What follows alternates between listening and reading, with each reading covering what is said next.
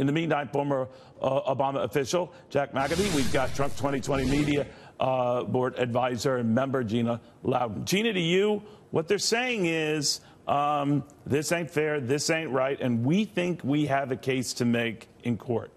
Do you think they do?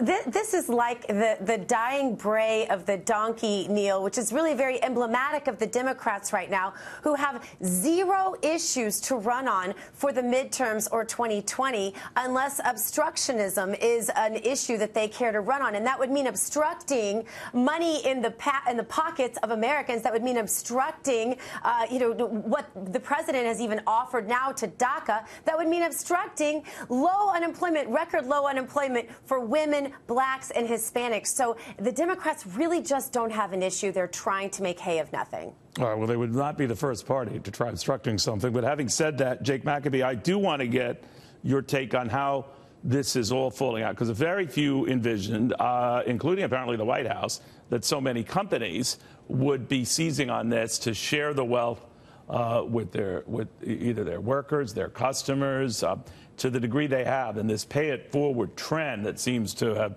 picked up steam is something that could boomerang on Democrats who universally opposed it. What do you think? Well, let's take a step back, because the Republican tax law didn't give bonuses to workers. What the Republican tax law did is give hundreds of billions of dollars in tax cuts to the wealthiest Americans and to corporations. But are regular workers getting a chunk of that? Well, a few are, but here's the deal, because it wouldn't have happened if they didn't get the tax cuts, the way right? the way the Republicans pay for these hundreds of billions of tax cuts for the wealthy is by raising taxes ultimately on Americans making less than $75,000 a year. So if you are Where one are of they these, raising them? Are you talking about when certain credits expire in 5 years? I'm talking about when credits expire in 5 years. Okay. And if you are one of these few Americans, relatively few Americans who are getting a one-time $1,000 bonus from your employer. It's almost 4 million Americans. Jim. The Republican tax law means that ultimately you will likely have to pay it back and then some.